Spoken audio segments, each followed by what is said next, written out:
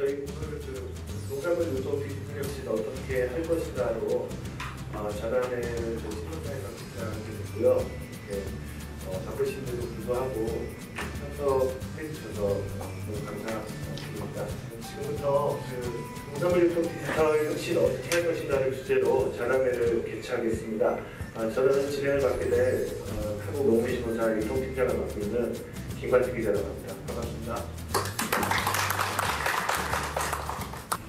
예, 오늘 패널들 이렇게 모셨는데요. 오늘 특별히 저희 신문사의 상무 이사님을 맡고 계시는 정국기 상무 이사님 참석해 주셨습니다. 한동현 진주시연합회 회장님이십니다. 이모식 회장님 모셨습니다. 이후 이제 진행은 우리 무가운 논설위원님께 진행을 맡기겠습니다. 자, 지금부터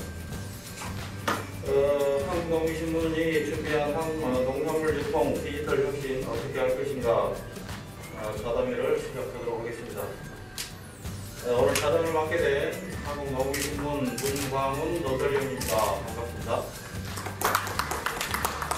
자, 먼저 참석자들 소개를 해드리겠습니다. 오늘 발제를 해주실 한국농촌경제연구원 김성우 박사님 박수로 환영해 주세요.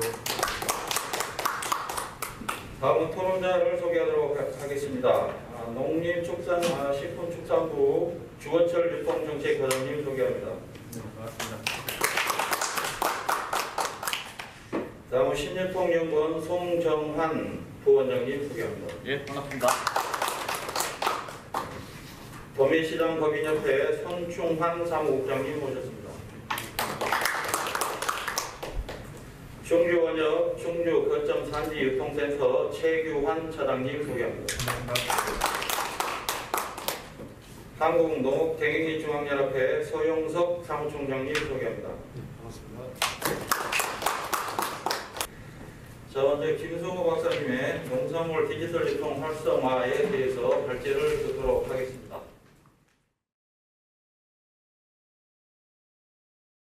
이 연구를 한 배경은 실제로 크게 세 가지 의미가 있었죠. 하나는 코로나19로 인해서 비대면이 확산이 크게 됐고, 2016년 이후에 이제 4차 산업혁명이라는 단어 자체가 생성되면서 실제로 전 산업에 걸친 디지털화가 아주 빠르게 일어나고 있었습니다. 그 와중에 이제 코로나19 그리고 또 지난 정부께서만 지난 정부에서도 디지털 뉴딜 관련된 이 세 가지가 사실은 함축적으로 생기는 바람에 실제로 우리나라 농산물 유통 그리고 농산물 생산 여러 가지의 어떤 영향이 어떻게 미쳤느냐 그 부분을 좀 보려고 1년 동안 연구를 한 겁니다. 먼저 이 그림을 좀 보시면 예전에 이제 왼쪽에서 보이는 그림은 오프라인 유통 채널이었습니다. 저희가 동그라미로 친 게 이제 플랫폼의 개념이고 플랫폼 뒤에 이제 설명을 하겠습니다만 플랫폼이라는 게 깨졌네요. 우리가 말하는 플랫폼을 아시죠? 기차역에 있는 것들을 우리가 흔히 플랫폼이라고 얘기를 합니다. 그러니까 내리는 사람, 타는 사람, 거기서 그냥 모든 것들이 다 이루어지는 그 하나의 형태로 우리가 플랫폼이라고 얘기하는데, 실제로 보면 우리가 오프라인에서 볼 수 있는 이 도매시장 플랫폼인 거예요. 그러니까 산지에서 판매를 하기 위해서 도매시장을 갖고 오면 일반 매차민이나 중도매인들이 요 도매시장에서 거래를 하는 요걸 이제 플랫폼이라고 볼 수 있고, 그다음에 공판장도 우리가 플랫폼이라고 볼 수 있습니다. 공판장도 로컬푸드 직매장도 파는 사람과 사는 사람이 공존하기 때문에 플랫폼으로 볼 수도 있습니다. 최근에 이제 생긴 온라인 유통 채널의 플랫폼이라는 게 이제 지자체 쇼핑몰, 생산지 조직이 스스로 만든 쇼핑몰이 있겠고, 그다음에 이제 온라인 도매, 이미지 경매, 동아청과나 중앙청과가 지금 시범적으로 사업하고 있는 이런 부분, 농협과 AT가 지금 하고 있는 온라인 거래소, 대형 유통업체 이마트나 SSG나 이런 온라인 플랫폼, 이렇게 플랫폼들이, 그러니까 실제로 오프라인 유통 채널에서 플랫폼이 있었습니다만 온라인 유통 채널이 확대되면서 굉장히 많은 종류의 플랫폼들이 많이 생겨나고 있다. 지금은 이제 더 많이 생겼습니다. 작년보다. 이런 내용이 되겠고, 실제로 우리가 유통 서비스라고 하는 부분을 보면 이게 이제 교과서적인 내용이긴 합니다. 우리가 상류 기능을 하고 있는 교환 기능이 이제 상류를 담당하는 기능이고, 저희가 지금 2000년도 올해 지금 제가 또 1년 동안 하고 있는 연구가 이제 이 물류 기능, 이게 디지털화가 되면서 물류가 어떻게 바뀌느냐, 신물류가 어떻게 생겼고, 기존의 물류가 퇴보하고, 혹은 기존의 물류 중에서도 좀 발전하는 그런 것들을 이것도 이제 한 내년 올해 말에 좀 나올 텐데, 아무튼 물류에 관련돼서 이제 이렇게 있고, 촉진 기능, 뭐 등급화나 금융이나 유통 정보나 이런 부분들이 우리가 유통 서비스라고 할 수가 있겠습니다. 그래서 디지털화가 기본적으로 이제 온라인 플랫폼 베이스인데요. 그 교환 기능, 물적 기능, 뭐 물적 유통, 촉진 기능을 다 합쳐서 오프라인과 온라인으로 나눌 수가 있고, 실제로 온라인 유통이 되면서 풀필먼트에 대한 하역이 생겼고, 그리고 또 소포자, 그리고 꾸러미 이런 부분들이 실제로 온라인 유통, 디지털화가 되면서 나타난 뚜렷한 특징이라고 할 수가 있겠습니다. 물론 유통이고 디지털이면 기본적인 베이스는 정보죠. 그러니까 사는 사람의 정보, 파는 사람의 정보, 모든 정보들의 흐름이 실제로 이걸 이제 뭐 데이터화되면 이게 디지털화가 되어서 유통 플랫폼을 기반으로 해서 산지와 소비자가 정보를 서로 연계해서 거래 비용을 절감시킬 수 있는 이런 그림이 형성이 됩니다. 그래서 저희가 크게 보면 B2C와 B2B로 나눌 수가 있죠. 그래서 비즈니스 투 커스터머, 비즈니스 투 비즈니스. 그러니까 실제로 생산자와 소비자가 직접적으로 거래하는 B2C, 그리고 생산자와 그 소매 유통, 뭐 소매사가 할 수 있는 그런 거래가 우리 B2B라고 볼 수가 있겠습니다. 이거는 이제 사실은 뭐 학자들마다 좀 다르고 그 성격들마다 좀 다른데, 실제로 예전에는 온라인 쇼핑몰, 전문몰, 할인몰, 희생환경몰 이렇게 전부 다 어거지로 카테고리를 나눴습니다만, 아시다시피 지금은 이런 경계들이 다 허물어지기 시작했죠. 특히 쿠팡 같은 경우는 종합 쇼핑몰도 할 뿐만 아니라 전문몰도 하고 있고 온라인 전문몰도 하고 있고, 아이쿱 승협은 물론 친환경 전문점이긴 있습니다만 이런 기능들을 또 다 가지고 있고, 뭐 이런 부분들이 있어서 실제로 예전에 이렇게 5년 전까지만 해도 나눴던 것들이 이제는 사실은 큰 의미가 없어졌다. 그 정도로 빠르게 변화하고 있다고 보시면 됩니다. 특히 아주 공룡인데 쿠팡이라는 데가 있죠. 다들 아시겠지만 이 쿠팡이 생기면서 사실은 우리가 새벽 배송이 생기기 시작하고, 그다음에 이제 뭐 공동마켓 뭐 그런 부분이 생겼는데, 이 쿠팡이 처음에는 요 3P, 이게 1P, 2P, 3P라고 얘기를 하더라고요. 그러니까 파트라는 개념인데, 보통 3P부터 시작을 한 거예요. 이 3P가 뭐냐면 네이버나 카카오나 실제로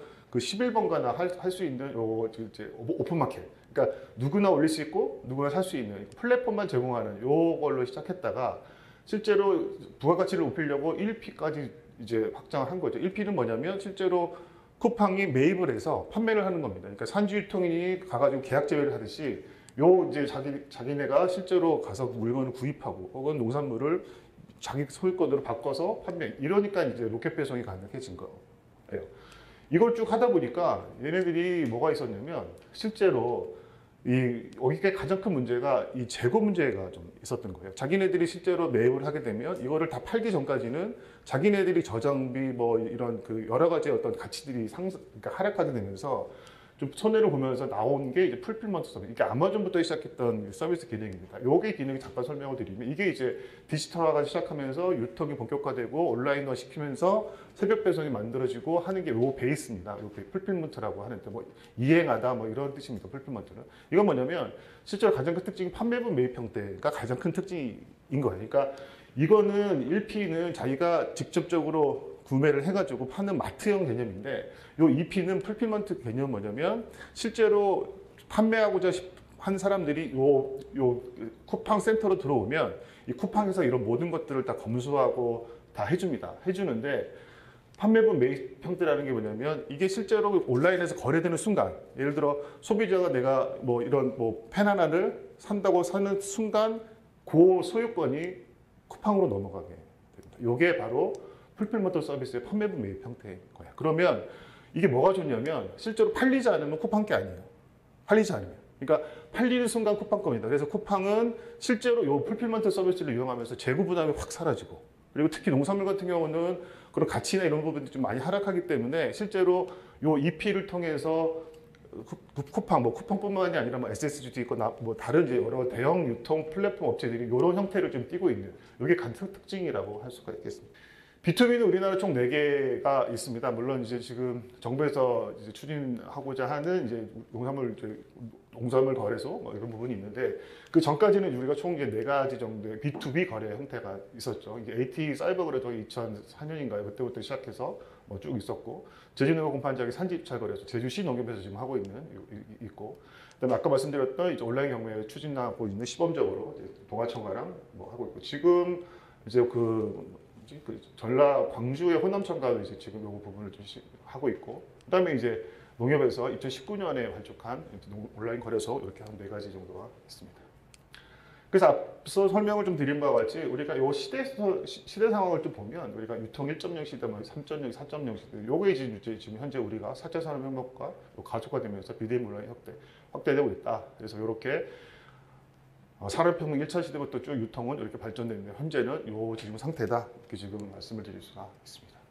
데이터를 보더라도 우리가 통계청에서 발표하는 뭐 온라인이다 뭐 이렇게는 안 나옵니다만 우리가 무점포 판매를 우리가 온라인으로 볼 수 있거든요. 통계청에서 발표한 바에 따라도 2018년, 2019년에 소매 판매 그 무점포 판매액이 어마어마하게 증가했습니다. 2020년을 다 통틀어도 2020년에 뭐 한 20, 30% 증가했고 이건 좀 업데이트가 좀 더 해야 된다. 발표된 것까지 보면 그 전년 분기보다도 더 많이 늘어난 앞으로도 이 향후에 이제 농식품 구매는 계속적으로 늘어날 거다. 그래서 요거는 이제 뭐 온라인 거래액도 요 이제 자료를 참고하시면 됩니다만 아무튼 18년, 19년부터 코로나 이후부터 급격하게 지금 기울기가 급격하게 가파리가 올라가고 있다. 보시면 될 것 같습니다. 그래서 이런 부분들이 실제로 소비자들이 어떻게 느끼느냐, 우리가 소비자들이 얼마만큼 느끼냐에 따라서 뭐 생산도 그렇고 특히 유통 관련된 것들은 이런 전략적으로 사실 접근이 가능해야 되기 때문에 소비자들이 실제로 온라인 유통에 대한 온라인 구매에 대한 이제 조사를 좀 했습니다. 한 500명 상대로 해서 이 플랫폼에 대해서 어떻게 생각하느냐. 뭐 평소에 이제 신선 첨가물은 채소가 주 2, 3회, 과일은 주 1회 정도는 구매 뭐 한다. 평균적으로 오프라인으로 이런 응답이 좀 있었고 과일은 한 37%, 채소는 한 27%를 온라인 플랫폼을 통해서 구입한 경험이 있다. 이런 내용이 되겠습니다. 특히 곡물 가공식품은 사실은 뭐 다들 뭐 이해하시겠지만 신선 첨가물보다는 더 온라인 구매가 높죠. 이거는 이제 저장이 가능하고 뭐 유통이나 뭐 이런 부분들도 좀 수월하기 때문에 그럼에도 불구하고 신선 첨가물에 대해서는 구입 경험도나 이런 부분이 좀 늘어나기 시작했고 유통 채널 구매 비중도 빠른 속도로 좀 증가하고 있는 것으로 조사가 됐습니다. 특히 코로나19 영향으로 인해서 농식품에 대한 구매액이 상당히 좀 늘어나고 있다. 그래서 저도 이제 그 요즘 온라인으로 많이 시켜 먹는 상태인데 아직은 나중에는 마켓 관리가 안 와서 시켜 먹고 지금 쿠팡만 좀 시켜 먹는데 아무튼 되게 편리합니다. 편리한데 그 여러 가지 뭐 편리함도 있지만 뭐 상품의 다양성 부분에서는 좀 오프라인보다는 좀 불만이 있다. 그렇게 좀 변화가 됐고. 오프라인은 물론 이제 눈으로 직접 확인할 수 있는 부분. 그래서 저희가 옛날부터 유통 관련해서 계속 얘기를 좀 해보면 실제로 뭐 중도면도 그렇지만 이제 유통인들이 농산물은 눈으로 확인해야 된다라는 얘기들이 많이 있었어요. 실제로 이제 그렇게 일어났는데 어쩔 수 없이, 그러니까 뭐 코로나19로 인해서 어쩔 수 없이 비대면 거래를 해야 되기 시작하면서 사실은 이게 시작됐지만 저희가 지금 주변에서도 물어보면 처음에 사기가 힘들지 한번 사기 시작하면 온라인으로 채널로 살 수 있는 강점들이 너무 많다. 그래서 실제로 한번 경험해봐서 사기 시작하면 사더라.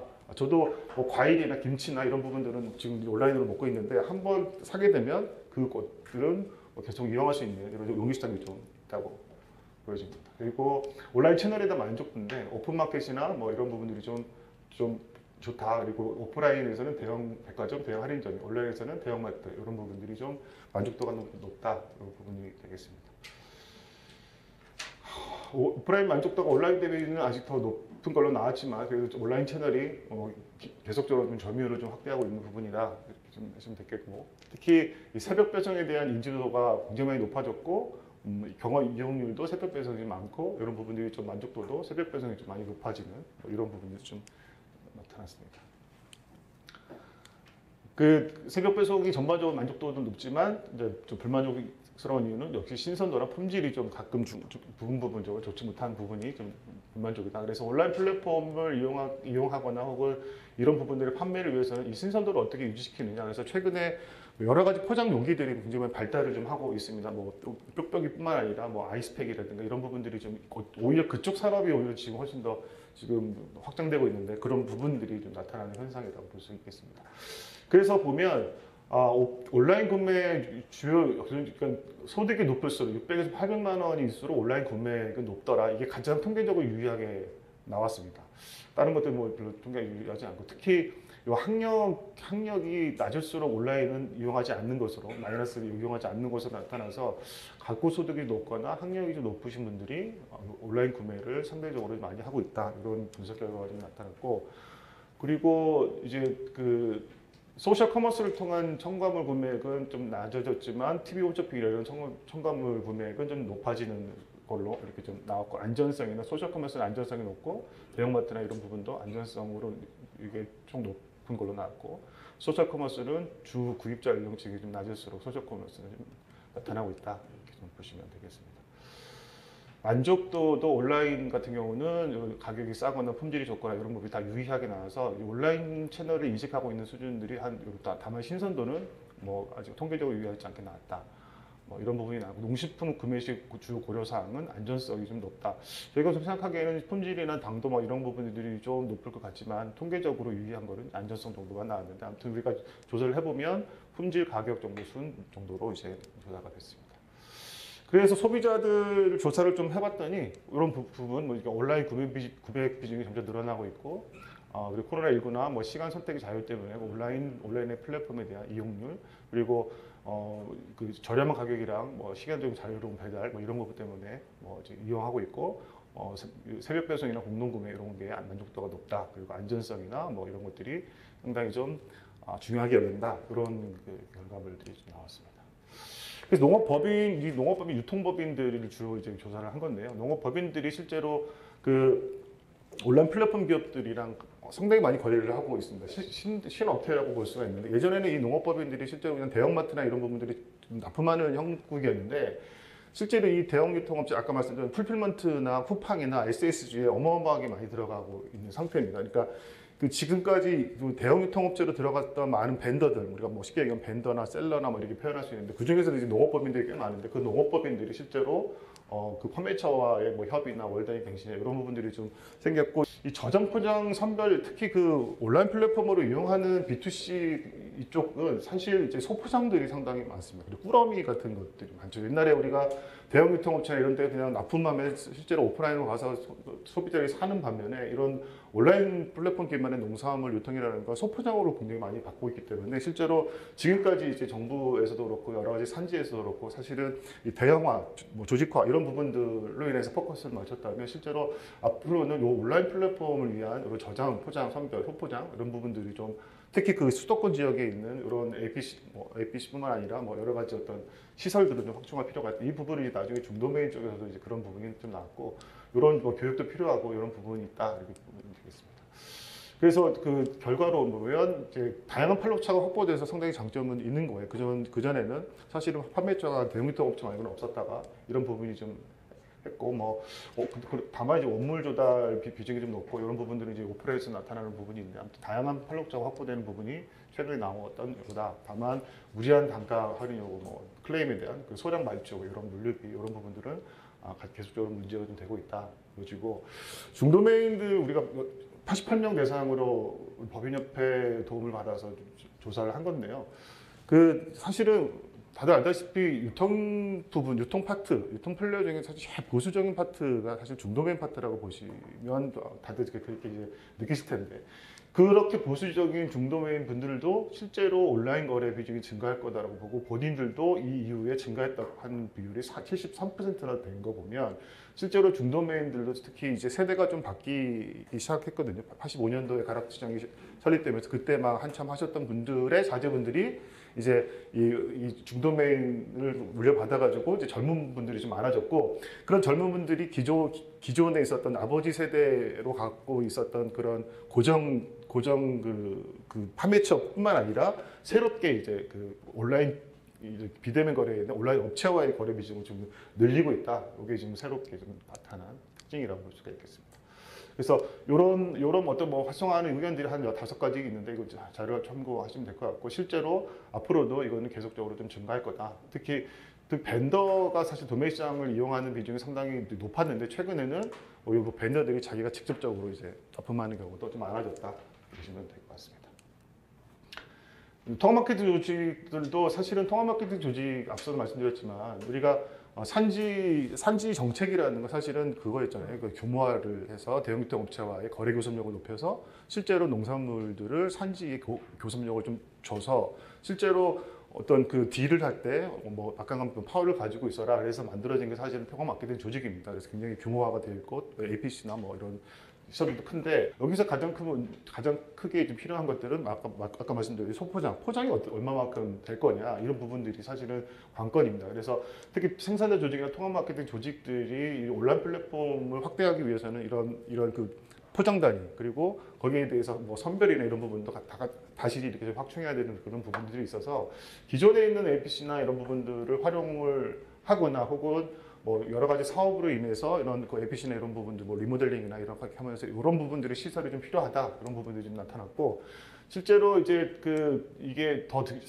늘어날 거다. 지금 한 8% 정도 전체 매출이 8%밖에 안 됐지만 판매가격이 높다. 뭐 이거는 저희가 지금 하는 과제에서도 좀 나타난 부분이기도 합니다. 그러니까 이게 온라인 플랫폼이 뭐 자료는 없습니다만 실제로 우리가 대형마트나 도매시장으로 농산물을 출하할 때는 규격화된 어느 정도 사이즈가 된 어느 정도 뭐 이쁘게 갖춘 이런 부분 이런 농산물들이 주로 이제 출하가 되거나 판매가 잘 되죠. 그게 보통 전체 생산량의 한 70%, 60% 정도 본답니다. 그러면 20, 30% 정도는 그런 규격이 안 맞거나 하면 이제 가공 회사나 이런 부분이 좀 버려지거나 이런 부분인데 실제로 온라인 쪽에서 이렇게 그 소비 물량을 확보를 할 수가 있어서, 그러니까 온라인에서는 그렇게 뭐 대형화가 되거나 뭐 사과가 뭐 10다이, 12다이가 굳이 필요 없습니다. 그러니까 그런 부분들을 좀 비품, 그러니까 맛이나 이런 것들은 전혀 손색이 없는데, 안전성이나 이런 건 전혀 손색이 없는데, 단지 조금 뭐 생긴 게 균일하지 않다고 해서 좀 버려지거나 가공화됐던 그런 농산물들이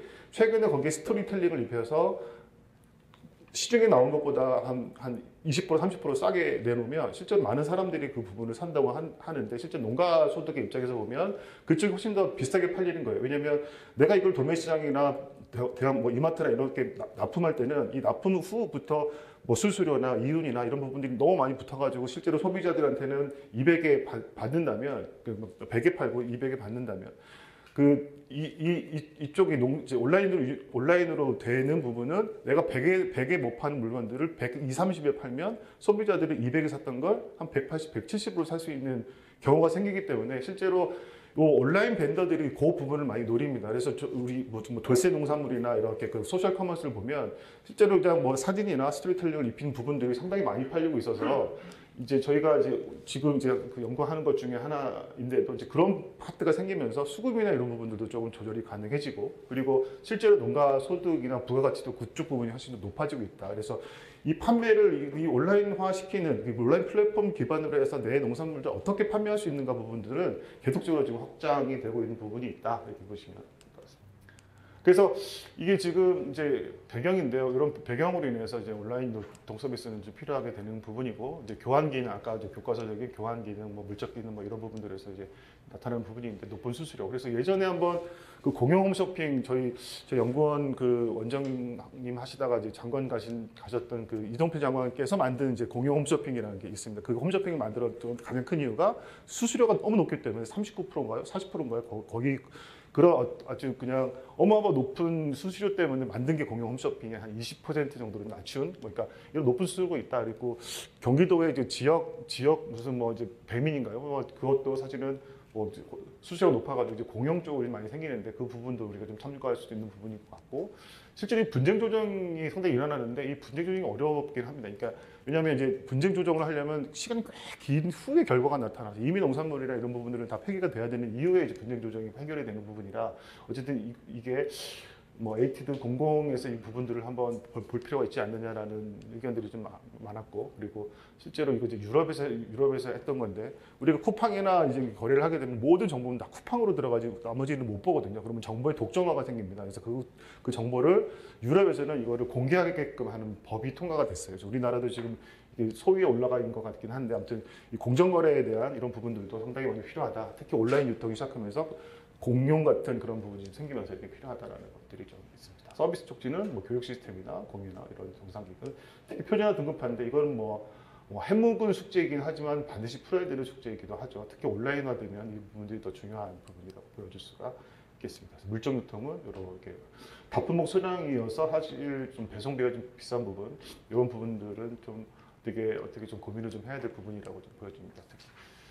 그리고 이제 판매자는 뭐 이렇게 돼서 기본적으로 요즘은 이제 옛날에는 O2O라고 얘기를 했습니다. 그러니까 오프라인이 온라인으로 가는 투라는 그 전치사를 쓰면서 이렇게 O2로 썼는데 최근에 생겨난 게 O4O, 그러니까 온라인 for 오프라인, 오프라인 for 온라인. 이게 뭐냐면 실제로 오프라인과 온라인이 적대시하거나 경쟁 상대가 아니라 실제로 오프라인에서 내가 옷을 보고 사이즈를 재보고 온라인에서 시켜도 되고 온라인에서 산 것들을 오프라인에서 반품 처리해도 되는. 그러니까 예전에는 막 우리가 이제 뭐 백화점 가서 사이즈 보고 막 사진 찍기 못 하겠거든요. 근데 지금은 실제로 와서 사진도 찍고 입어보고 자기가 더 싼 온라인 쪽에서 더 싸게 살 수 있게끔 서로 이제 그 위하는 서로 이제 그 공동을 온오프라인 상생적으로 발전하는 걸로 좀 바뀌고 있어요. 그래서 농산물 같은 경우도 실제로 이렇게 온라인, 오프라인이 서로 상생할 수 있는 방향으로 좀 가야 되는 부분이 있다. 그래서 생산 부분, 유통 소비 부분, 서비스 부분 이렇게 좀 하고 특히 공용 온라인 B2B 플랫폼 지금 이제 하고 있어요. 이건 아마 올해 내년에 이제 출범을 할 건데 아무튼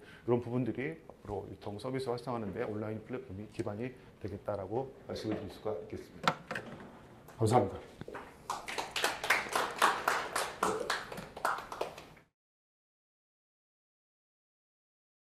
온라인 거래는 거둘 수 없는 흐름인 것 같습니다.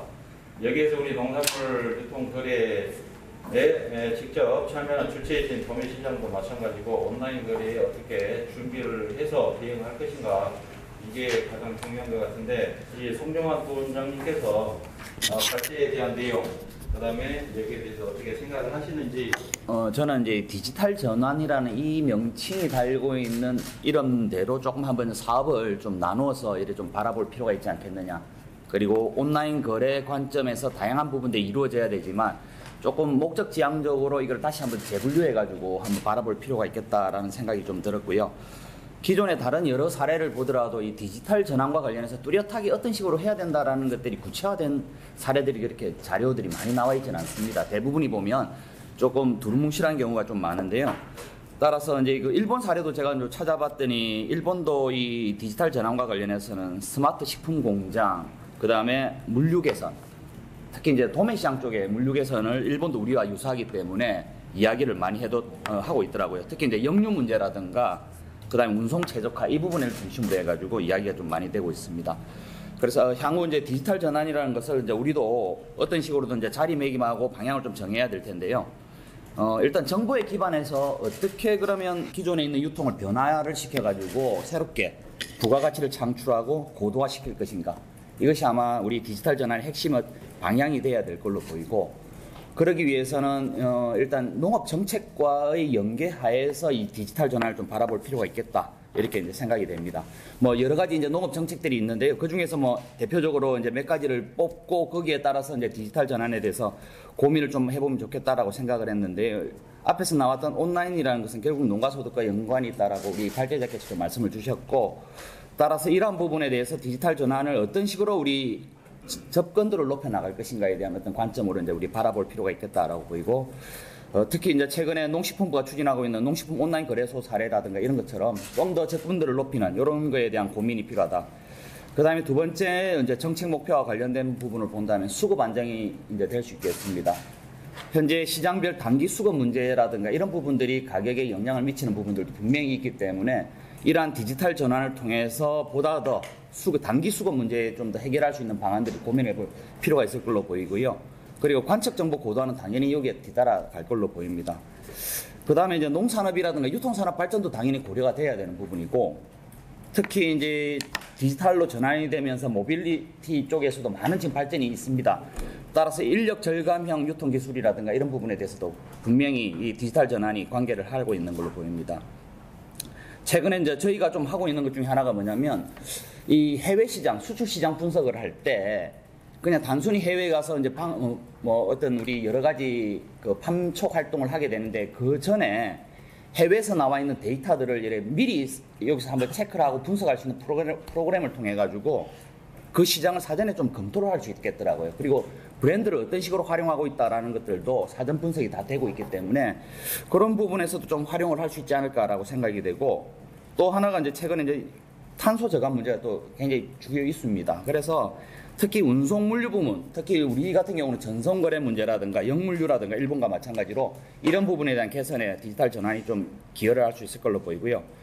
앞에서 우리 발제자께서도 말씀 주셨던 인프라 부분은 굉장히 중요한 부분입니다. 뭐 규격화라든가 코드화, 그 다음에 제도로서의 어떤 공정 거래를 우리 이끌 수 있도록 하는 어떤 제도들의 어떤 개선들, 이런 부분들을 종합적으로 이렇게 각각의 우리 정책 목표와 맞춰가지고 디지털 전환이 어떤 바라보는 관점들을 우리가 이제 좀 만들어갈 필요가 있겠다라고 생각이 들고요. 아마 이러한 변화들이 이제 결국은 뭐냐면 산지, 도매, 소매 이렇게 예전에 과거의 방식으로 나눠서 이렇게 고민하던 것들이 아마 이번 디지털 전환을 통해 가지고 통합적인 관점에서 어떤 바라보는 것으로 아마 좀 바뀔 걸로 보입니다. 그리고 이제 뭐 한 가지 좀 바란다면 방향성에 있어서 한 가지 좀 더 추가를 말씀을 드린다면 지금 최근에 이제 저출산이라든가 고령화가 이제 우리나라에서도 이제 메가 트렌드로 이제 나타나고 있는데 이러한 부분에서 디지털 전환이 어떤 식으로든 기여할 수 있는 부분을 좀 찾아 나가는 것도 하나의 좀 방향성을 제시하는 데 있어서 필요하지 않을까 이렇게 생각합니다. 예, 이상입니다.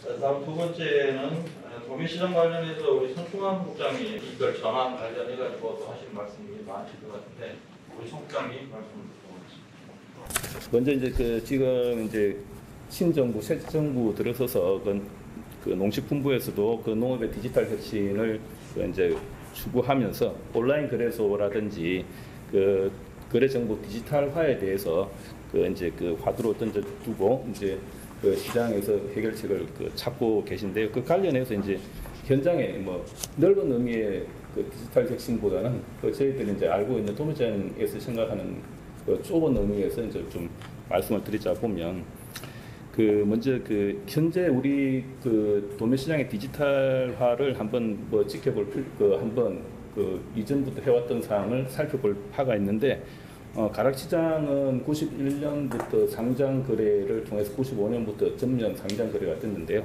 실질적으로 97년에 이제 대전중앙청가가 전자 거래를 경매를 실시했습니다. 그 이후에 98년에 이제 서울청과 중앙청가 전자 경매를 실시하였고, 최근에 그 다음에 이제 중요했던 거는 2007년에 상물 분리가 가능한 전자 거래를 도입을 했었습니다. 전자 거래 도입을 하면서 이제 전자 거래 활성화됐는데, 최근에는 온라인 관련해서 이제 2019년에 서울청과 동아청가가 온라인 경매, 온라인 거래를 지범 사업으로 도입해서 지난 4월에는 광주 서부 도매시장의 호남청가까지 온라인 거래를 하고 있습니다. 이런 사항들이 도매시장에서도 알게 모르게 디지털화를 계속 추진해 왔다는 말씀을 드리고요. 향후에는 이제 정가 수매매를 통해서 예약 거래를 통한 전자 거래 같은 방법을 좀 찾아봐야 되겠고, 다들 아시겠지만 농협 경제 지주는 뭐 20년 5월부터 온라인 거래소를 시범 사업으로 시행하고 있고, 22년부터 이제 본격적으로 사업을 한다고 하고 있고요. AT 농수산식품거래소도 마찬가지로 전자 거래 시스템을 구축을 해서 도매 유통 부분의 한 축을 담당하고 있습니다. 여하튼 저희들이 이제 생각하는 부분이 여러 가지 있겠지만 관련해서 디지털화 부분에 있어서 이제 전자송품장 같은 게 지금 최근에 화두가 되고 있는데요. 지금 전자송품장을 이제 도입 활성화하면서 논의를 하고 있는데, 우리 농안법에 표준송품장이라고 있는데, 표준송품장의 지급 비율이 가락시장에서 지급하는 비율이 현재로 법인 간의 차이가 조금 있긴 하지만 50%, 60%대 정도 되는 걸로 알고 있습니다. 많은 데는 60%대고 적은 데는 50%대고, 그리고 이 또 부류에 따라서 과일이 50%대고 채소가 60%대고 좀 차이가 있고요. 농협에서 이제 표준 송품장으로 오는 거를 현재로 이제 이게 표준 송품장이냐 아니냐 그런 말씀을 하는데, 농협 양식까지 포함을 시키면 80%대까지 되고요. 실제로 송품장 없이 오는 게 20%. 가락시장에서 그런 상황입니다. 현재 우리 산지 여건이 아직도 영시하다는 걸 강조하고 있고요. 실제로 저희들이 이전에 자료를 찾아보면 가락시장의 출하자의 연간 규모 금액을 한번 봤는데요. 그 1천만 원 이상 연간 출하자가 실제로 그 연도별 20년 기준으로 봤을 때 1천만 원 이상 하는 비중이 32%가 채 안 됩니다. 결국은 가락시장에 이 큰 시장에 출하하는 출하자의 한 70% 정도가 1천만 원 미만을 출하할 정도로 영세하다는 걸 볼 수 있고요. 지금 그리고 이제 농업 인구도 실제로 저희들이 파악하기로는 이제 2025년, 30년 되면 지금 현재도 5%가 채 안 되고 있는데 그 이제 그 영세성이 높아질까 우려하고 있습니다. 그게 이제 물론 그 농식품 정책에 따라 균화가 진전되는 곳도 있는 반면에 그 기농 기촌이라든지 또 영세 출하자도 좀 증가하는 상황이고 농nghiệp 쪽 고령화 이런 상황이 그래서 거기에 대한 그 전반적 검토가 좀 필요할 것 같고요. 전자상품점 말씀드리다가 다른 말씀을 좀 드렸었는데 여하튼 지금 현재 논의되고 있는 주제가 이제 그 다들 그 도입 목적에는 공감을 하고 있는데 현재 그 시범 사업을 그 가락시장에 하려고 하는데요. 일단 분목부터 진정하고 이제 첫 단추부터 끼워보자는 출발하는 차원을 하고 있는데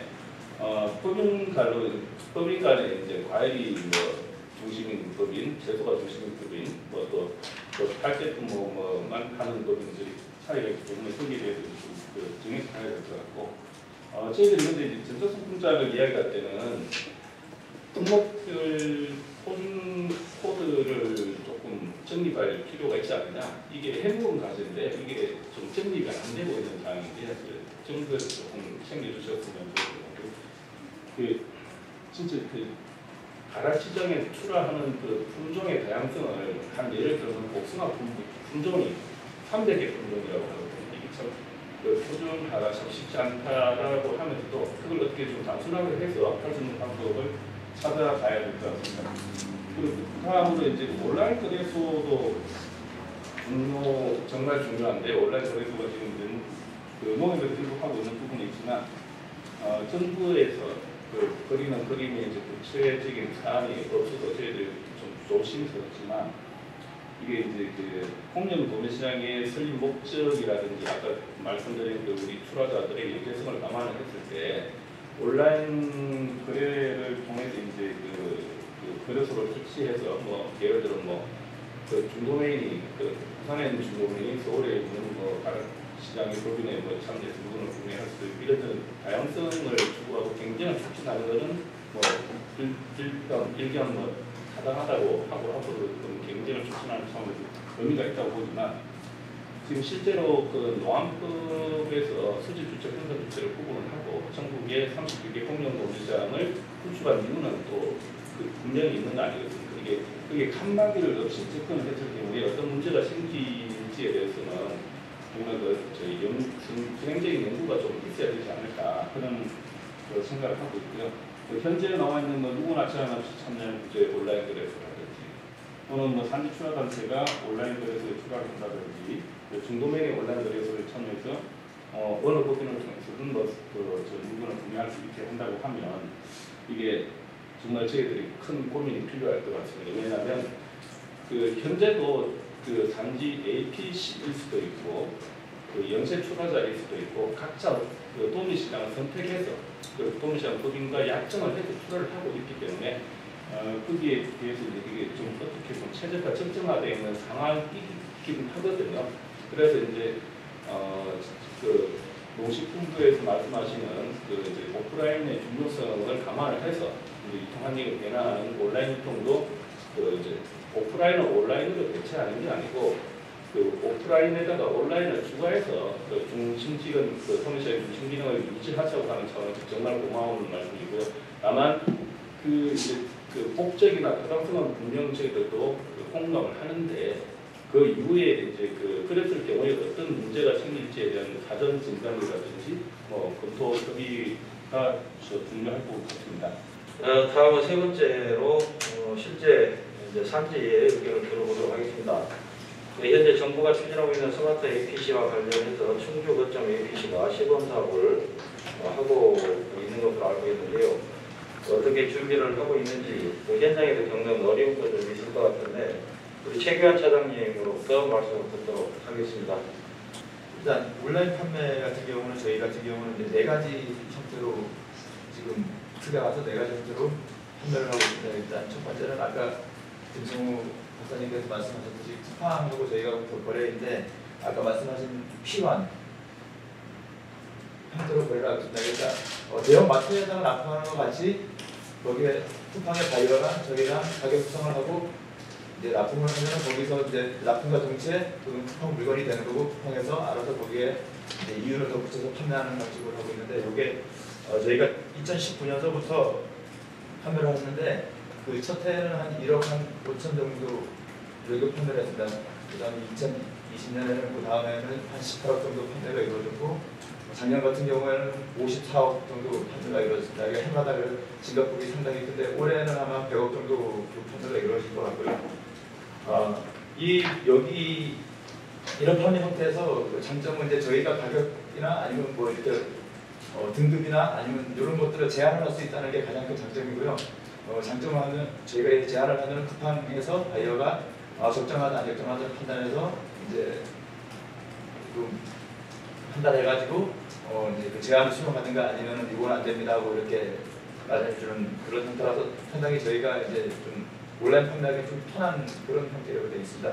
그다음에 두 번째는 저희가 코드를 가지고 있지 않지만 코드를 가진 업체가 납품을 해가지고 뭐 예를 들어서 마켓콘이나 이런 데다가 납품하는 형태가 있는데 이런 형태 같은 경우는 이제 수수료가 아무래도 이제 2번 걸쳐서 나가기 때문에 지금 쿠팡 아까 첫 번째 거래보다는 약간 좀 더 좀 가격 면에서 조금 좀 이제 저희한테는 좀 불리한 그런 거래 형태라고 있습니다. 근데 이제 다들 아시겠지만 그런 뭐 대형 마트도 마찬가지고 쿠팡이나 이런 데도 마찬가지고 코드 직코드 내기가 사실 쉬운 일은 아니에요. 그래서 이제 직코드를 내 가지고 바로 저기 납품하면 좋겠지만 그렇지 못한 경우는 이런 식으로 판매를 하고 있고 그다음에 중개 플랫폼을 구축한 업체를 통해서 홈쇼핑이나 아니면 저기 오픈마켓에다가 납품하는 형태가 있습니다. 그런데 이런 경우 같은 경우는 저희가 이제 직접 하면 좋은데 저희가 이제 이런 걸 직접 하려고 했더니만 인력이 최소한 한 4명에서 한 5명 정도 뭐 전문 인력이 에케가서부터 디자이너서부터 이런 인력이 필요하기 때문에 저희가 직접 이런 거를 할 수가 없겠더라고요. 그래서 이제 이런 중개 플랫폼을 구축한 업체를 통해서 하는데 이것도 마찬가지로 이제 그런 수수료가 많이 있습니다. 그래서 저희가 이제 뭐 예를 들어서 홈페이지에다 올린 물건이 10,000원에 올린다 그러면 여기에서는 20,000원에 판매가 되는 거예요. 거의 뭐 2배 정도 비싼 형태로 판매가 되기 때문에 이런 것 같은 경우는 이제 농가 소득에 뭐 도움이 된다 이렇게는 말씀드릴 수가 없습니다. 오히려 더 원체 비싸게 판매되기 때문에 판매도 잘 이루어지지 않을 뿐더러 좀 그런 거 문제가 있고요. 그다음에 이제 최고 좋은 방법이긴 한데 네 번째로 하는 게 저희 홈페이지를 통해서 판매를 하는 겁니다. 이게 이제 홈페이지를 통해서 하면은 이제 농가도 제 소득을 받을 수가 있고 저희도 수익을 이제 저희 마음대로 이제 가격을 책정해서 할 수가 있으니까 참 좋은 방법이긴 한데 이게 가장 큰 문제가 이제 요거는 광고를 하지 않으면 저희 홈페이지를 어디다가 이렇게 노출시킬 수가 없더라고요.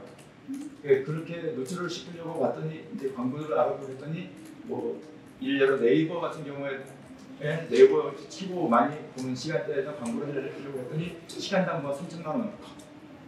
그리고 이렇게 뭐 기간으로 하는 경우도 있습니다. 일주일 동안 이렇게 광고를 내보내는 경우에도 뭐 5천만 원에서 6천만 원 정도의 광고료가 들어가고 일주일 정도 내보내는데 그래서 이제 그런 부분이 최고 아쉽고요. 대신에 이제 제 생각에는 홈페이지로 통한 거래가 이제 많이 늘어나야지만이 저희 FC에도 경쟁력이 생기고 할 것 같습니다. 이게 앞에 같은 경우에는 이제 수수료 문제라든지 여러 가지 문제들 때문에 이제 어느 정도 한계가 있습니다. 그리고 이제 저희가 이제 지금 연간 400억 정도 매출을 하고 있는데 이제 저희가 거의 400억 중에서 한 33%가 이제 뭐 롯데마트, 그다음에 20%가 홈플러스, 그다음에 아까 말씀드렸던 쿠팡 같은 경우는 한 15% 이렇게 되는데 이제 그런 대형마트나 이런 데서는 이제 저희가 성장할 수 있는 방법이 없습니다. FC에서 이제 성장을 앞으로 더 계속 성장을 하려면은 온라인 판매밖에 없다라는 결론이 있고요. 또 온라인 판매에서 계속 성장을 해 나가려면 이제 어떻게 해서든지 이런 것들을 좀 해결해야 되는데 그중에서 가장 좋은 방법은 홈페이지를 통해서 저희 홈페이지를 널리 알려가지고 홈페이지를 통해서 거래하는 방법이 최고 좋겠다. 근데 이제 그게 또 노출이 안 돼서 쉽지가 않은 부분이 있어서 좀 그렇고, 그다음에 이제 디지털 혁신의 일환으로 저희 추진하고 있는 스마트 APC. 스마트 APC는 제가 봐서는 이제 두 가지가 핵심입니다. 정보화하고 자동화. 정보화라고 하는 거는 이제 저희가 매입, 선별, 포장, 그다음에 저장, 그다음에 출하할 때 모든 단계에서 정보들을 계속 이제 그 정보들을 수집하는 거죠. 한 군데서 모아서. 그래가지고 그거 이제 뭐 그게 이제 농림부가 될 수도 있고 아니면 지금은 이제 그거를 그런 네트워크가 형성이 돼 있지 않기 때문에 농협중앙에서 하고 있습니다. 농협중앙에서 저희가 그런 것들을 수집하고 있는데, 근데 이제 문제는 이제 저희 같이 농협 소속으로 돼 있는 그런 APC에서는 그게 뭐 농협중앙에서 바로바로 정보를 가져갈 수가 있는데, 이제 그렇지 못한 뭐 예를 들어서 송원 APC라든가 농산이라든가 이런 큰 유통센터, 사설 유통센터에서는 아직까지 그런 네트워크가 중앙회하고 연결이 안 돼 있어가지고 이제 그거를 어떻게 할지는 지금 계속 협의 중인 걸로 알고 있습니다. 그 다음에 정보화 각 단계별로 이렇게 정보화 이렇게 그 정보를 빼어가기 위해서는 아까 말씀하셨듯이 표준화와 등급화가 필수로 있어야 되고요. 그 다음에 이제 뭐 저희 같은 경우는 사과만 하기 때문에 사과에 대해서만 말씀드리면 이제 코드화도 마찬가지고요. 사과도 이제 품종이 아오리서부터 부사까지 이제 여러 가지가 있으니까 이제 거기에 맞게 이제 코드화가 진행이 돼야 될 것 같고요. 최고 힘든 부분은 이제 표준화인데, 이게 예를 들어서 부사만 하더라도 부사의 세부 종류로 보면은 한 10몇 가지가 있습니다. 부사 종류만도. 그래서 이제 뭐 거기 우리 농산물 품질 관리에서 나온 거기 등급에 보면은 부사, 뭐 특등급은 부사 뭐 고유의 색택을 가지고 있고 뭐 당도는 얼마 이상이고 이런 기준이 있습니다. 근데 이런 기준으로만 하기에는 조금 좀 이 표준화를 하기에는 부족한 면이 있어가지고 이런 거를 구체적으로 좀 진행을 해야 될 것 같고요. 그다음에 저희 입장에서 저희가 이제 그 스마트 APC 이제 시범 사업 1호 APC로 선정이 되었었는데, 그 이유는 이제 저희가 이런 정부화까지는 저희가 아마 전국에서 최고로 잘 돼 있는 APC다라고 이렇게 농림부에서 판단을 하셔가지고 아마 저희를 선정하신 것 같아요. 저희 이제 APC에 이렇게 갖춰져 있는 걸 간략하게 설명을 드리면은 저희 APC에 납품이 아니죠. 조합원님들께서 저희 APC에다가 수매를 하시려면은, 납품을 하시려면은 저희 APC에서 내어주는 상자에다가 꼭 갖고 오셔야 됩니다. 그 이유는 이제 부단 적재를 해야 되거든요. 부단 적재를 하려면은 그 상자 균일화가 되어 있어야 돼서 저희 APC에 물건을 납품을 하시려면은 이제 저희 APC에 있는 상자를 가지고 가셔가지고 다시 가지고 오셔야 되는 그런 게 있습니다. 그래서 이제 그런 거 관리서부터 선별 자동화, 그 다음에 적재까지 저장까지 이렇게 코드화를 해가지고 저희 나름대로 이렇게 좀 자동화가 돼 있습니다.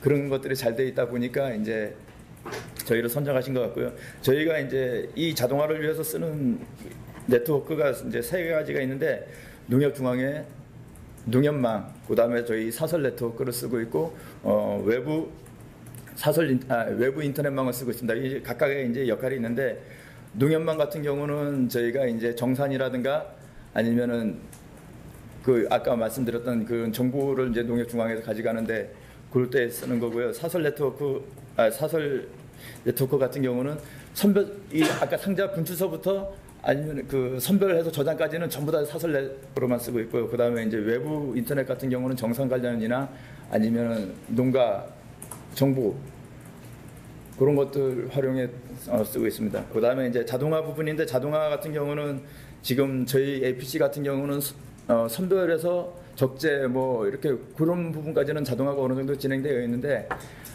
요즘 들어서 가장 문제가 이제 인력난이 심합니다. 사람을 구할 수가 없습니다. 다음 4번째는 우리 이제 농가 입장에서 좀 들어보도록 하겠습니다. 사무총장님 말씀을 듣도록 하겠습니다. 사실 디지털 전환보다는 농산물 기본적인 수급 안정이 훨씬 더 중요하죠. 특히나 이제 전 장관님 때도 말씀하셨지만 이제 수급 관측 고도화 이런 것들이 사실 기본적으로 선행이 되어야지 다른 것들이 부가적인 정책들도 같이 좀 맞물리지 않을까 하는 생각이 들고요. 그런 부분에서 조금 사실 아직까지는 별로 체감되는 건 없습니다. 크게 뭐 기대하는 것도 크지도 않고요. 왜냐하면 기존에 뭐 이게 과거부터 뭐 아예 생소한 것도 아니었었고, 과연 이제 정부가 이제 어떻게 추진할 건지 그거를 의지를 어느 정도 가질지가 굉장히 중요할 거라고 생각이 들고요. 그런 부분에서 이게 이제 나중에 시행한 다음에 좀 지난 다음에 이게 단순히 그냥 거래 형태만 기존에서 오프라인에서 온라인으로 이제 전환이 되고 매출이 몇 억이 됐고 그냥 이렇게 문의만 전환을 해서는 안 된다라는 생각이 들고요. 따라서 거기에서 실질적으로 어느 이제 적정 가격을 발견하는 기능과 그리고 수급 안정에 기여도 해야 될 거고요. 그래서 산지하고 소비지 둘 다 좀 메리트가 있어야지 운영 체계를 꾸준하게 좀 구축해 가지 않을까 하는 생각이 듭니다. 결론적으로는 뭐 표면적으로 이제 출하 다변화하고 뭐 수급 조절이라고 말은 하는데, 그거보다는 실질적으로 농가들은 소득을 얼마만큼 올릴 수 있을 것이냐, 이 소득을 얼마만큼 등락도 없이 꾸준하게 갈 것이냐. 근데 그러기 위해서는 지금 고령화된 평균 연령 70대인 우리 농업인들이 어떻게 쉽게 참여를 할 수 있을 것이냐. 물론 중간에 농협 같은 또 중간 조직이 또 필요하겠지만, 또 반면에 우리 또 소비자들이 굉장히 똑똑합니다. 특히나 이제 뭐 사실 온라인 거래가 마켓컬리가 쿠팡만 있는 건 아닌데 다들 마켓컬리 쿠팡만 얘기하거든요. 근데 실질적으로 기존의 농협이 잘 되고 있지는 않고 있는 상황이고, 그럼 그 부분에서 이게 관보다는 굉장히 미니 발빠르게 대처를 하는 부분인데, 그걸 과연 이게 정부가 물론 이제 공공이라는 이름을 붙이겠지만 과연 시대의 흐름을 잘 따라갈 수 있을 것인가. 또 하나 지역에서는 그거를 사전에 어떻게 철저하게 준비를 할 것이냐. 먼저 뭐 발제 자료에서 나왔지만 특히나 이제 뭐 물류비 지원이랄지 아니면 그 분쟁 조정을 위한 기구, 그다음 뭐 온라인 거래를 위한 뭐 소포장 시설, 뭐 온라인 판매 교육 등 여러 가지들이 얘기가 나왔지만, 이것들을 어떻게 결국에는 따라오게 할 것이냐, 그 욕구들을 어떻게 충족을 시킬 것이냐 하는 게 근본적으로 좀 정책을 하면, 왜냐하면 농업인들도 지역에서는 빠삭합니다. 옆에서 누가 저렇게 했더니 돈을 벌더라. 대표적인 게 이제 샤인머스켓 하니까 다 샤인머스켓 전환하지 않습니까? 농업인들이 옆에서 이거를 온라인 거래에서 해보니까 괜찮아. 돈들 나 이만큼 더 벌었어 하면은 다 이제 그쪽으로 한단 말이에요. 근데 과연 그럼 온라인 거래로 할 수 있는 게 적정한 건 또 어느 정도인지, 우리가 이제 친환경 얘기는 하지만 사실 전체가 다 친환경이 되면 친환경 농산물 망하거든요. 근데 현재 그 5%의 친환경 농산물을 그대로 유지를 하기 때문에 친환경 하시는 분들도 적정한 소득을 올리는 거고, 그리고 친환경을 꼭 굳이 드시겠다고 하시는 분들이 드시는 거고, 그렇기 때문에 그런 것들에 대해서 조금 더 그 정책의 좀 선명성이 좀 필요하지 않을까. 아직까지는 솔직히 좀 막연하다는 생각이 들고 이게 잘 될 것이냐 하는 좀 의구심이 좀 많이 드는데, 이 부분을 물론 이제 앞으로 이제 계속 논의를 하면서 어떻게 이 부분들을 정말 수치만 나오는 것이 아니라 체감할 수 있게끔 그 정책을 만들 것이냐 하는 게 굉장히 중요한 포인트라고 생각이 들고요. 그 부분에서 좀 단순히 그냥 그 정부 자금을 투여하는 형식이 아니라 결국에는 농업인들이 직접 본인 스스로가 들어가고 싶게끔 만들 수 있는 구조를 만드는 것이 최종 목적이 아닐까 하는 생각이 들고, 사실 국정과제에 들어갔다고 하지만 국정과제가 다 되는 건 아니거든요. 근데 아마 이제 농식품부에서도 이제 역점 사업이라고 해서 이제 들어갔겠지만, 이게 단순히 코로나 시대에 그 땜빵식 정책이 아닌 향후에 우리 굉장히 그 정부 강국인 우리나라에서 정말 제대로 된 정책으로 안착이 되어서 중간 단계가 아닌 정말로 생산자와 소비자가 함께 이득을 볼 수 있는 시스템을 잘 만들어 주시기를 요청을 드리겠습니다. 수고하셨습니다. 지금 발제에 관련해서 우리 마지막으로 그러면 우리 주원철 과장님 발제에 대한 의견 플러스 그다음에 새 정부의 유통 정책 방향도 있으시면 제시를 해주시면 고맙겠습니다. 모두의 여러분들께서 말씀하셨다시피 새 정부, 우리 정부의 국정과제로 농산물 유통의 디지털 전환이 들어갔습니다. 이유는 저희가 생각하기로는 지금 농산물 유통의 디지털 전환은 이미 소매 단계부터 이루어지고 있습니다. 충분히 많이 이루어졌습니다. 말씀하셨다시피 여러 가지 온라인 플랫폼이나 이런 전문몰을 통해서 물건을 사고 있고, 여기에다 실제로 물건을 공급하고 있는 산지와 중간 유통은 어떻게 되고 있는지, 충분히 이게 준비를 하고 있는지, 그 다음에 이렇게 생기는 유통의 부가가치를 계속 상품 흐름회사의 최종 단계 쪽에다 줄 것인지, 아니면 생산자와 산지 유통 조직이 좀 더 가져갈 것인지, 이런 것들이 주요 논의를 해야 될 과제가 아닌가 생각을 합니다. 그래서 얘기를 이렇게 한번 시작해보면 어떨까 싶습니다. 상품의 디지털화가 어디서부터 시작이 되는가? 오프라인에 있는 상품이 온라인에서 정보 유통되기 위해서 언제부터 이게 정보화되는가를 보면은 사실 산지에서는 안 됩니다. 이게 가장 먼저 되는 데가 지금은 도매시장입니다. 도매시장에 물건을 차에다 싣고 가서 아까 말씀해 주셨듯이 송풍장을 붙여서 갑니다. 그리고 송풍장을 보고 물건이 맞는지 틀리는지 확인을 한 다음에 도매업인이 입력을 합니다. 입력을 하면은 그때 비로소 상품이 디지털화 되는 것이고, 그때부터 디지털로 거래가 가능해지는 거죠.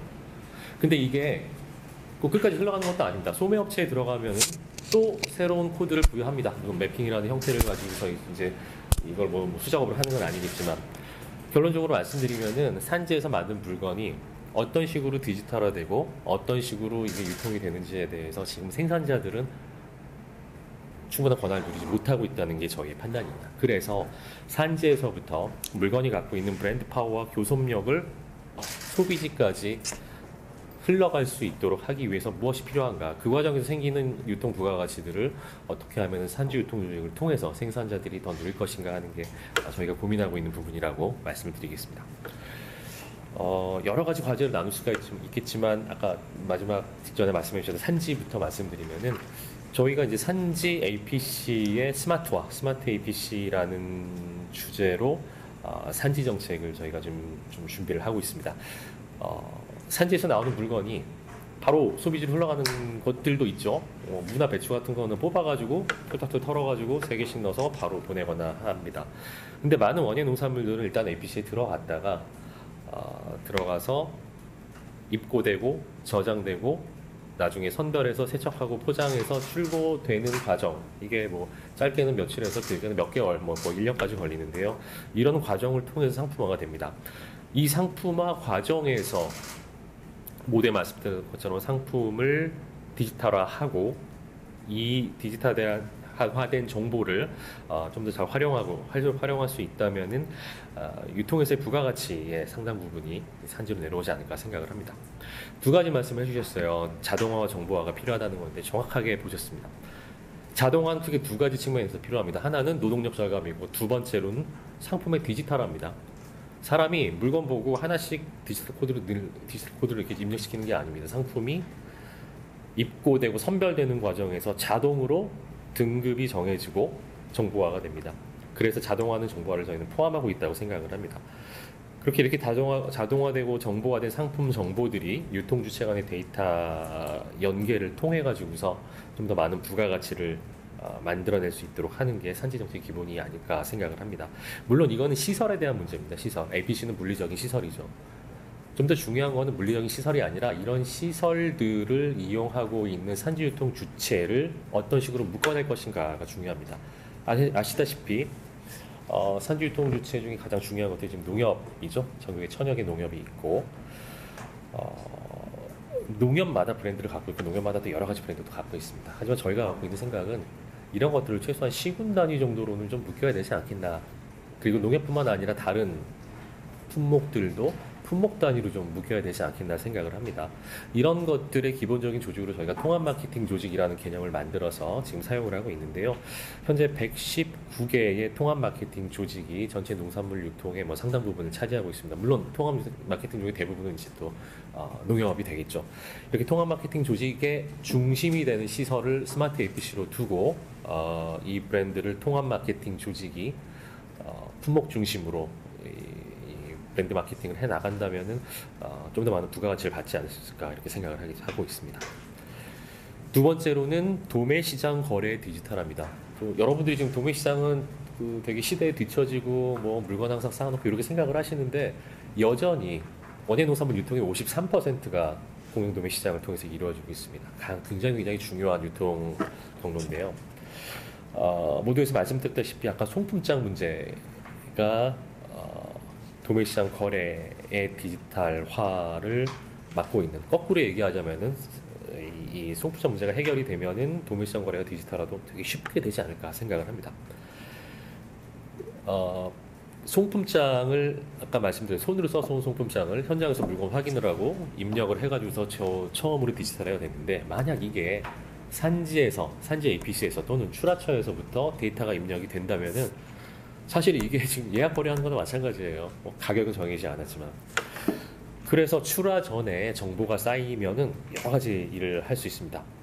유통 주체 측면에서는 예측할 수 있습니다. 오늘 물건이 얼마큼 들어올지 관리할 수 있고, 위험 관리도 할 수 있습니다. 오늘 물건이 적게 들어온다면은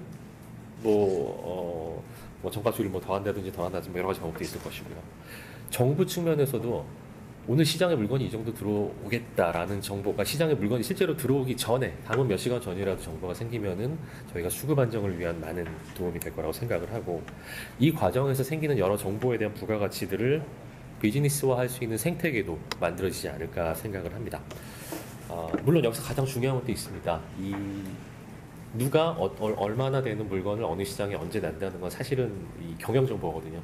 개인이 갖고 있는 물건을 돈을 많이 받기 위해서 필요한 정보인데, 이런 정보들의 비밀이 유지되는 그런 부분, 그 다음에 보안이 유지되는 부분, 이것도 굉장히 중요합니다. 물론 정부가 들어가서 직접 장사를 하겠다는 게 아니기 때문에 누가 얼마큼 물건을 어디다 낼지 정부가 필요로 하는 건 아닙니다. 다만 정부는 이게 어느 정도의 물건이 어느 정도 시장에 언제쯤 들어올지에 대한 개인 정보가 아닌 전체적인 정보가 있으면 될 것이고, 제3자들이 이런 정보에 대한 부가가치를 올릴 때에도 굳이 누가 내는지를 알 필요는 없을 것이고, 그런 것들이 이제 그 개인의 경영에 이제 해가 되는 부분은 없어야 된다고 생각을 합니다. 그런 부분을 조심하면서 저희가 이 사업을 준비하고 있다고 말씀드리겠습니다.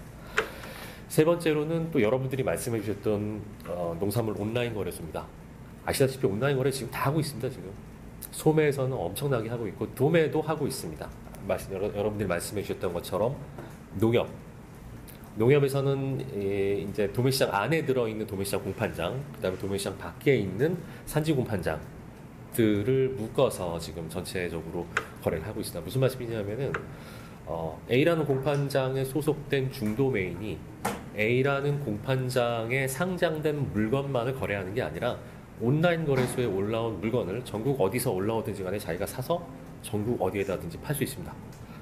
이거는 사실은 현재도 농안법에서 보장된 거래 형태입니다. 농안법에 있는 전자거래 관련된 규정을 보면은 전자거래를 했을 경우에는 반입하지 않아도 된다라는 규정이 있습니다. 기본적으로는 물건을 보고 시장에 반입해야지 되는데, 그래서 농안법 체계 안에서 현재 움직이고 있는 부분이 있고요. 이렇게 농협, AT, 일부 가락시장 도매법인들, 그 다음에 아까 말씀하셨던 지방도매시장의 도매법인들도 하고 있고 제주시 농협도 하고 있습니다. 근데 문제는 이런 농협은 농협끼리, AT는 AT끼리, 도매법인 안에서만 되고 있다는 것들이 농산물 거래의 장애 요인이 되지는 않을까. 지금 모두 다 터놓고 지금 거래하는 이 상황에서 단지 유통주체가 도매시장 안에 들어갔다는 이유만으로 걱정을 하고요. 그래서 정부가 생각하고 있는 것은 이런 여러 주체들이 하고 있는 온라인 거래들을 단일 UI로 통합해서 할 수 있는 거래를 얘기하는 겁니다. 정부가 거래하겠다는 게 아니고요. 그렇게 되면 사실 아까 말씀드렸던 유통주체 문제, 정부 문제, 제3자의 이런 것들도 상당히 많은 부분 해결되지 않을까 저희가 생각을 하고 있습니다. 그래서 관련돼서는 저희가 이제 마스터 플랜을 수립을 했고, 여기에 맞춰서 이제 정보 시스템이기 때문에 정보화 전략 계획을 지금 만들어서 관련된 예산을 지금 확보하는 작업을 하고 있다고 말씀드리겠습니다. 마지막으로 이런 것들을 하기 위해서는 세 가지가 필요합니다. 첫 번째 투자입니다. 돈을 내야 됩니다. 돈은 하드웨어적인 투자가 있을 거고 소프트웨어적인 투자가 있을 겁니다. 두 번째로는 돈만 집어넣고 시설만 만들고 소프트웨어만 갖춰준다고 되는 게 당연히 아니죠. 이런 것들을 정보화 시대에 맞도록 운영할 수 있도록 교육도 필요할 것이고 컨설팅도 필요할 것입니다. 시스템을 정부가 일방적으로 만들어서 깔아, 이거 써, 이렇게 하는 건 당연히 안 되죠. 법인마다 또는 APC마다 또 시장마다 형태가 다를 테니까. 그래서 정부는 가장 기본적인 것들을 통합해서 적용을 하고 그 기본 위에 각각의 유통주체가 자기네가 맞는 시스템을 위해서 올려가지고 서로 통합해서 쓸 수 있도록 그 과정에서 필요한 데이터의 표준화라든가 이런 부분 정부가 신경 써야 될 부분이 아닐까 생각을 합니다. 마지막으로 여기에 필요한 거는 법, 제도 이런 개선이 되겠죠. 그래서 관련된 계획이 확실히 확립이 되면은 저희가 당연히 여러 유통주체분들과 같이 협의를 하고 관련된 제도 개선을 추진을 해놓도록 하겠습니다. 이것으로 이제 그 발제에 대해서는 토론을 했는데요. 보충 토론을 해서 우리 주최하는 입장에서 각자 좀 그 간단한 질문들을 하나 했는데 다 뭐 아시는 내용이니까 제가 간단하게 말씀을 드리면 선충환 국장님께서 우리 온라인 경매를 이제 도매시장에서 시도한다고 아까도 말씀했는데 아직 그 확산되지는 않고 있죠, 사실상. 그래서 그 이유가 무엇인지 약간 이제 그 토론할 때 말씀하시는데 그 이어서 추가적으로 하신 말씀이 있으면 정부 건의, 정책 건의 포함해서 말씀해 주시면 될 것 같습니다.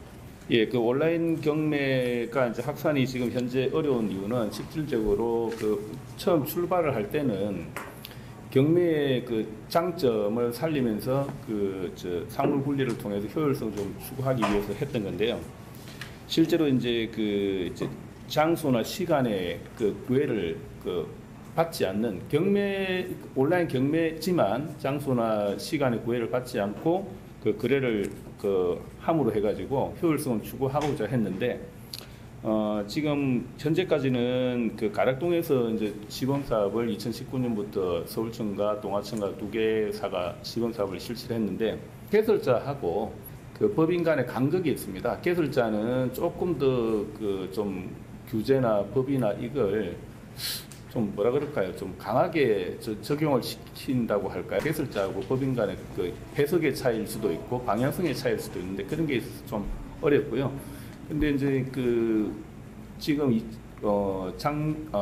올 4월부터 호남청가, 광주 서부의 호남청가는 이제 온라인 경매를 온라인 거래라는 표현을 쓰면서 좀 활성화하는 방안을 찾고 있는데 조금 내용이 약간 다릅니다. 근데 거기는 이제 개설자도 법인이 할 수 있는 방안, 농안법이나 제도의 틀 내에서 좀 적용을 시켜서 좀 넓은 범위의 유연성을 줘서 사업을 좀 벌여봐라. 이게 실질적으로 처음 시도했던 목적이나 이게 효과를 내기 위해서는 개설자도 도와주겠다 그런 차원에서 접근하기 때문에 지금 진도가 좀 빨리 나가는 것 같아요.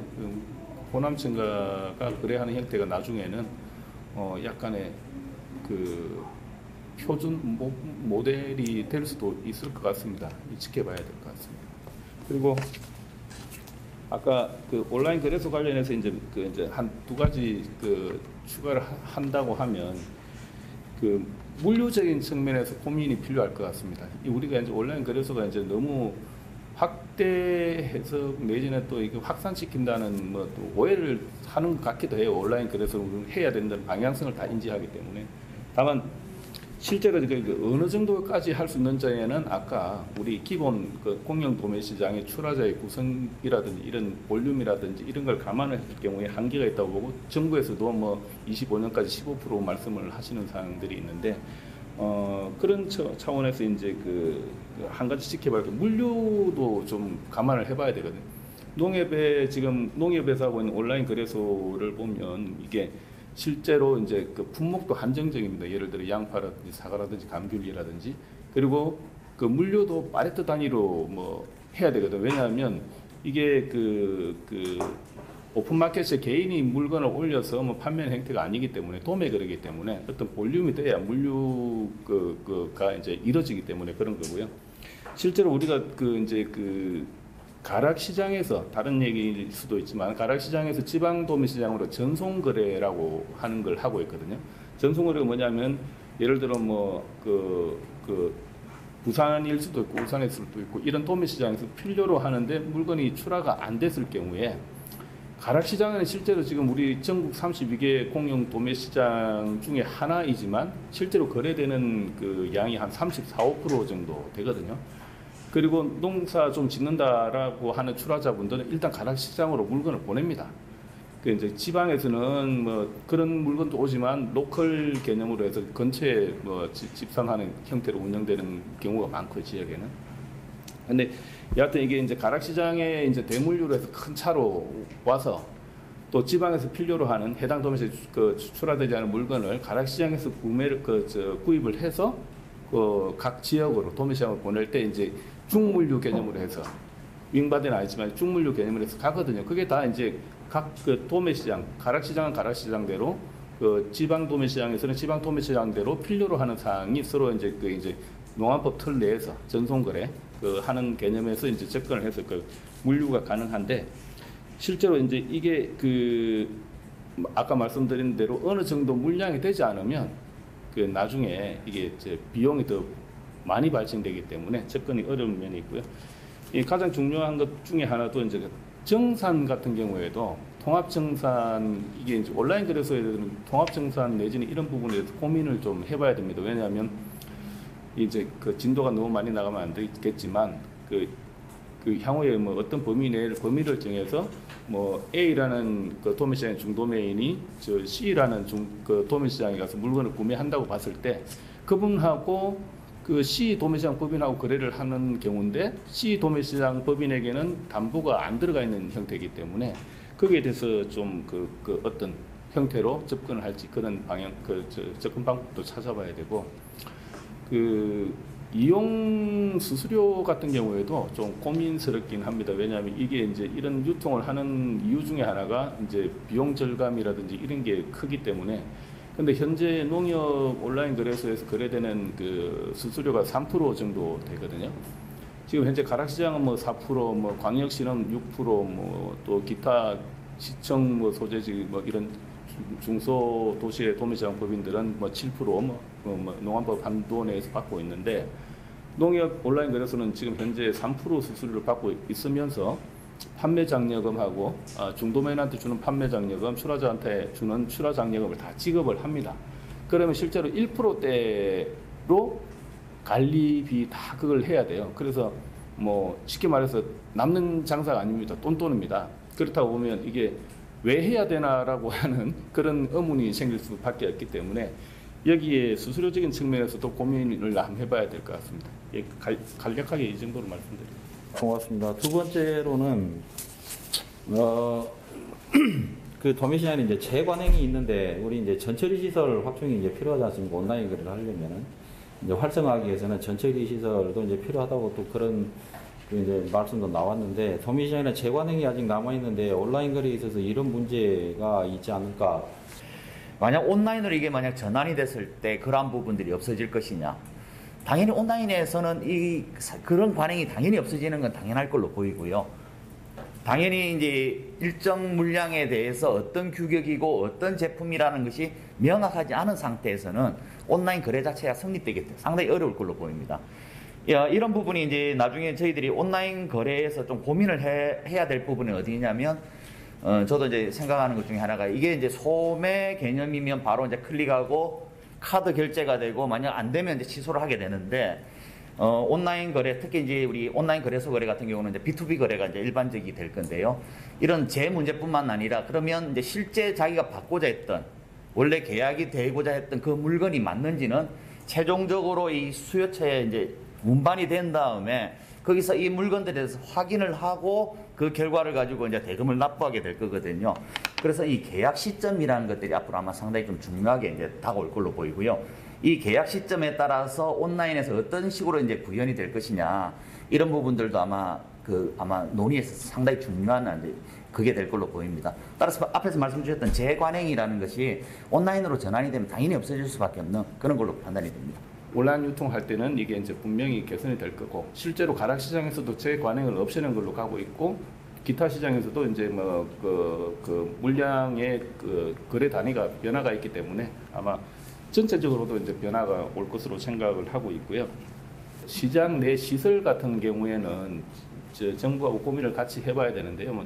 일본 같은 경우 동경 오다 시장 같은 경우에는 물류 센터 개념, 소분 처리 시설 같은 게 있는데 동경도가 땅을 내놓고 법인이 물류센터를 시설을 구축을 하고 중도매인이 이용하는 형태로 되어 있기도 하고 그 사례를 조금 더 그 해서 도매 시장에도 접목시킬 수 있는 방안을 저희들도 같이 고민해서 그 정부 관계자분들하고 건의를 드려서 뭐 하는 방향으로 좀 고민해 보고 있습니다. 다음 우리 그 최규환 차장님 아까 이제 표준화 부분 말씀을 하셨는데 이제 LPG 같은 경우는 전국에 이제 뭐 일반 LPG 포함하면 400여 개가 있고 거저 LPG 하면 23개 정도가 있습니다. 전국에. 예, 그런 LPG에서도 일단 통일이 지금 현재에서는 뭐 어떤 이런 논의가 된 적이 없어요. 스마트 LPG나 아니면은 뭐 이렇게 그런 거에 하려면은 일단 전국에 있는 LPG부터 통일이 돼야지만이 어떤 뭐 예를 들어서 우리 충주 LPG에 뭐 36가 A가 100작 있어요. 저쪽에 문경 LPG에 36가 A가 100작 있는데 이게 두 개 A가 서로 틀리다 그러면은 사실 이게 정보가 의미가 없어지는 거잖아요. 이 각 LPG에 가지고 있는 물량이 자체가 이제 저희 LPG한테는 무기거든요, 사실. 이게 다 오픈이 돼 버리면은 이제 거기에 대한 보안 아까 말씀하셨는데 그 보안을 어떻게 잘 유지가 할 것인지가 참 관건이 될 것 같습니다. 사실 푸드플랜 초반에 굉장히 열심히 이제 유통국에서 했다가 이게 국을 떠돌아다니다가 결국에는 지역 푸드플랜을 갔다가 이제 위험해야 됐거든요. 근데 예를 들어서 이제 푸드플랜 같은 것들을 그 위에 큰 기능을 하나 놓고 만약에 거기에다 이제 디지털 유통 같은 것들을 같이 좀 첨부를 하면은 훨씬 그림이 좀 낫지 않을까. 그리고 최근에 이제 고향사랑기부제가 굉장히 왜 관심이 많냐 하면은 답례품이라는 신시장이 있는 거예요. 10만 원을 내면은 3만 원어치의 어쨌든 농특산물을 제공을 합니다. 이게 새로운 시장이거든요. 그럼 예를 들어서 뭔가 이제 새로운 시장을 정부가 만들어 놓고 거기에 디지털을 같이 얹히면은 조금 더 이거를 참여하는 것이 좀 많이 좀 늘어나지 않을까. 왜냐면 거기 참여하는 사람들은 그런 새로운 시장에 안정적으로 공부할 수 있는 기회를 주니까. 근데 이제 그런 것들이 없이 그냥 이게 맨 땅에 좀 헤딩하는 듯한 느낌이 들어서 그게 조금 뭐 좀 아쉽다라는 생각이 들고요. 어쨌든 가장 중요한 거는 따라서 이제 정책을 위반하시는 분들이 사실 이제 그 바뀌실 때마다 이 정책이 혼동이 되면 안 되는 거고 이게 꾸준하게 그럼 5년 동안 제대로 안착이 될 수 있는 것들이 굉장히 좀 중요하지 않을까 하는 생각입니다.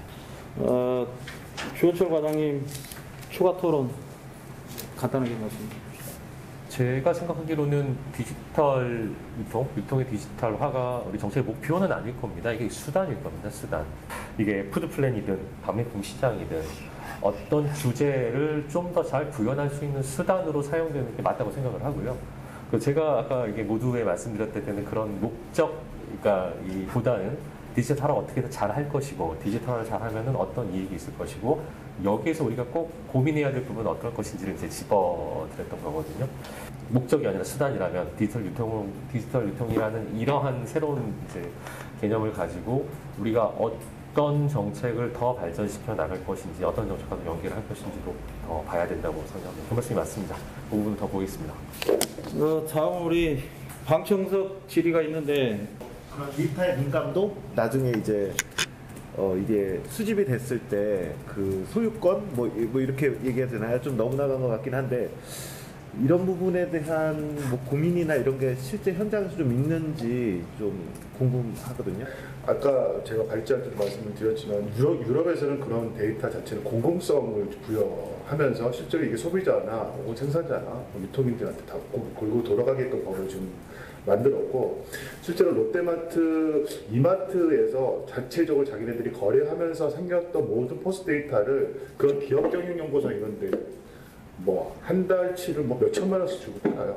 그럼 그 팔면은 그 사람들이 벤더처럼 연구기관이나 뭐 어떤 필요한 어떤 뭐 특히 그 증권사의 애널리스트 같은 사람들한테 다시 또 재판매를 합니다. 그러니까 굉장히 좀 이제 그 대기업이 가지고 있는 사실은 뭐 어쩔 수 없는 부분이기도 하지만 사실은 그거는 좀 공개가 되거나 공공성이 좀 있어야 되거든요. 어떻게 보면 소비자가 자기가 사실은 정보가 가져야 되는 건데 또 그런 부분들을 좀 온라인화하면서 좀 지켜봐야 되는 부분이고 송종환 부총장님이 아까 말씀하셨던 그 저출산 고령화 1인 가구 등등의 어떤 그런 관점에서의 디지털 유통 접근이 사실은 부족했다는 생각이 좀 듭니다. 왜냐하면 실제로 우리가 아무리 필요한 정책 수단이라든가 뭐 아무리 필요한 뭐 여러 가지 어떤 의미도 사실은 이게 수용성이 없으면 이건 사실은 좀 의미가 없는 부분이 좀 많잖아요. 근데 우리가 사실은 그런 부분에 앞으로 어떤 사회 전반적인 것들이 좀 변화하는 데 있어서의 유통도 사실 거기에 좀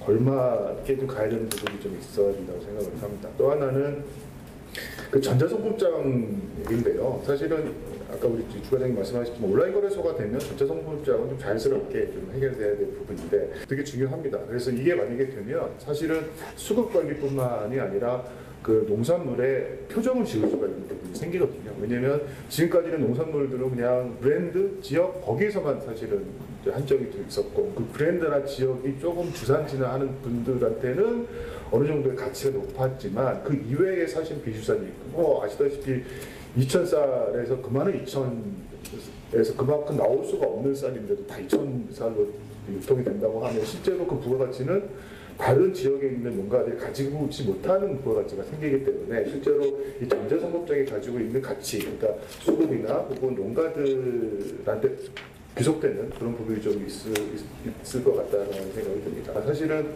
온라인 거래소가 이게 이제 하고 안 하고의 어떤 상태를 이미 벗어났다고 보여지거든요. 왜냐하면 이미 이제 그 시대나 주변 환경이나 여건이나 이런 부분들이 이미 이렇게 왔기 때문에 이제 가야 되는 건 맞는데 어떻게 갈 거냐가 사실 이제 남아있는 부분이잖아요. 그래서 이게 실제로 우리 송 부장이 말씀하셨던 이게 출하자들한테 어떻게 영향을 미칠 거냐, 혹은 이 주류유통이나 혹은 공공성이 얼마만큼 안전한 장치로 갈 거냐는 저희가 사실은 그거면 계속 해야 되는 부분이 맞고, 다만 이제 이 출하처의 다변화 혹은 여러 가지 어떤 부가가치 창출은 아마 온라인 거래소가 되면 실제로 출하하는 사람들이 자기 가격을 가지고 협상을 하는 창고이기 때문에 도매 시장에서의 경매보다는 어느 정도의 이제 출하자들의 목소리가 좀 담을 수 있는 가능성이 높아서 그런 부분들을 좀 전형적으로 접근해야 되는 게 아니냐라는 생각이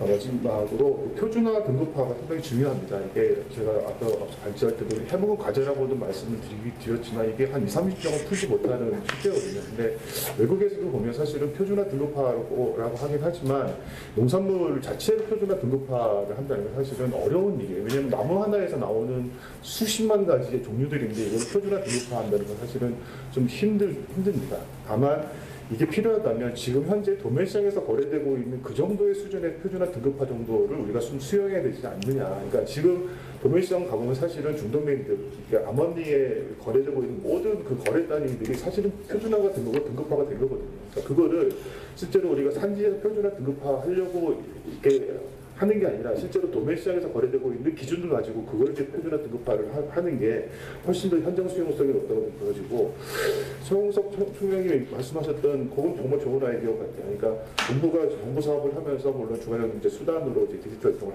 말씀하셨지만 실제로 임산물 그룹이나 바우처나 이런 것들이 사실 디지털 쪽으로 유도를 하는 것도 사실은 앞으로의 어떤 방향이나 여건이나 이런 부분이 굉장히 중요한 부분이거든요. 뭐 담배표 시장도 그렇고.